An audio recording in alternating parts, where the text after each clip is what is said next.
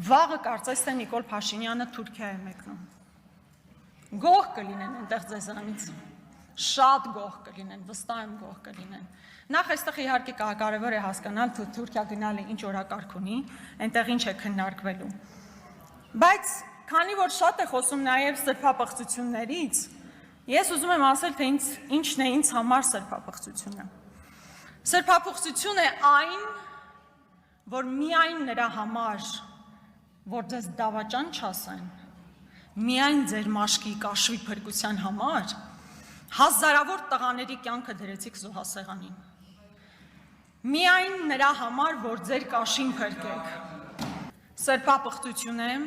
երբ Նիկոլ Փաշինյանի միանձնյա հրամանով, տասնյակ կիլոմետրերով մեր զորքը ետ է քաշվել,